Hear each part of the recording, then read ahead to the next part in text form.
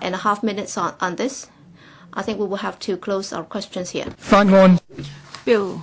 First reading, Securities and Futures Amendment Bill 2013. Bill second reading, Secretary for Financial Services and the Treasury. President, I move the second reading of the Securities and Futures Amendment Bill 2013. The bill seeks to provide for a regulatory framework for the over-the-counter or OTC derivative market in Hong Kong and incorporates other technical improvements to the regulation of the financial market. The global financial crisis of end 2008 revealed structural deficiencies in the OTC derivative market. The absence of regulation and the bilateral nature of OTC derivative transactions rendered it difficult for regulators to assess OTC derivative positions held by market players, and also the impact on the market or the wider economy. The global nature of the transactions also contributed to the potential for contagion risk. In September 2009, the Group of 20 or G20 leaders committed to reforms of the OTC derivative market that would require the mandatory reporting of OTC derivative transactions to trade repositories, the mandatory clearing of standardized OTC derivative transactions through central counterparties, and the mandatory trading of standardized OTC derivative transactions on exchanges for electronic trading platforms. China is a member of the G20 group, and Hong Kong is an international financial center. We must fulfill the relevant requirements so that we can be in line with other international financial centers. There are three major areas in the proposals. First, to introduce mandatory reporting, clearing, and trading obligations in line with the G20 commitments. B, to provide for the establishment and regulation of the necessary infrastructure through which the mandatory obligations must be fulfilled. 3, to provide for the regulation and oversight of key markets in the OTC derivative market. The proposed regime will be jointly overseen and regulated by the Hong Kong MA and SFC, with the Hong Kong MA regulating the OTC derivative activities of authorized institutions and approved money brokers. Authorized institutions include licensed banks, restricted licensed banks, and also deposit-taking companies. SFC would regulate such activities of licensed corporations and other prescribed persons, and such persons are to be prescribed by subsidiary legislation.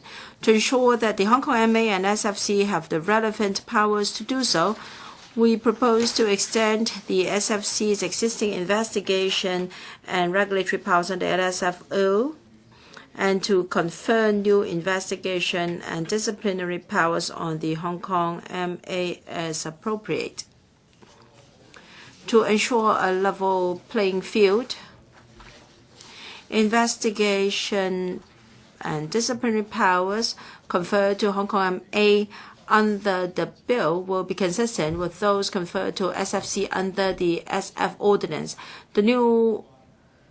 The bill is drafted in simple, easy-to-understand style, and that won't be any impact on the interpretation of the existing legislations. As I said, the bill will introduce mandatory reporting, clearing, and trading obligations.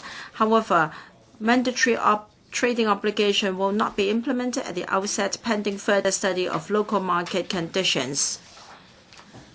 The mandatory obligations will only apply in respect of those OTC derivative transactions that are specified in subsidiary legislation. The regulators will consult the public on sublegs later.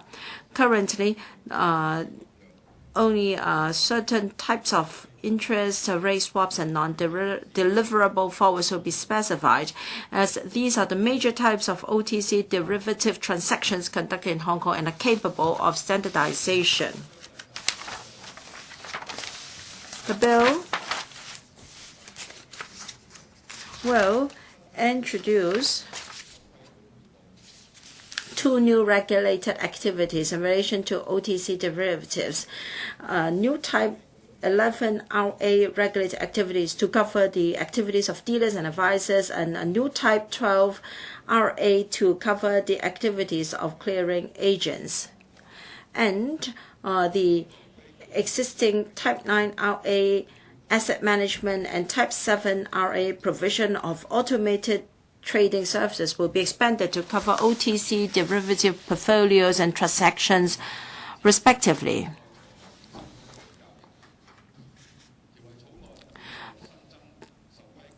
There will be transitional arrangements for the new and expanded RAs, so that persons who are already serving as intermediaries in the OTC derivative market may continue to do so for a limited period of time. The bill will also regulate systematically important participants. These systematically important participants are not those licensed or registered with either the HKMA or SFC, but whose positions and activities in the OTC derivative market are so large that they may nevertheless raise concerns of potential systemic risk. If their OTC derivative positions exceed certain specified thresholds, then they must notify the SFC and be subject to regulation. The bill also provides for designated central counterparties and also trading platforms. The bill provides that relevant regulatory decisions made by the Hong Kong MA and SFC under the proposed regime will be made appealable to the Securities and Futures Appeals Panel to provide checks and balances against the proposed powers for the Hong Kong MA and SFC. We will also incorporate other technical amendments to the SFO and the Organized and Serious Crime Ordinance.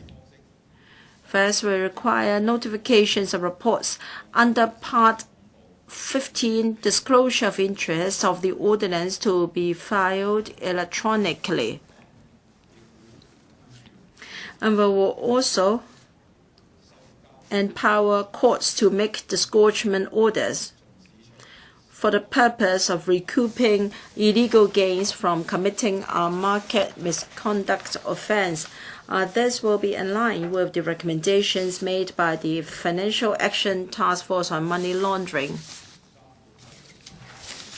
To ensure that the proposals are feasible and practical, the Hong Kong MA and FC conducted a joint consultation on the proposed regulatory regime for the OTC derivative market in October 2011 and published a supplemental public consultation later.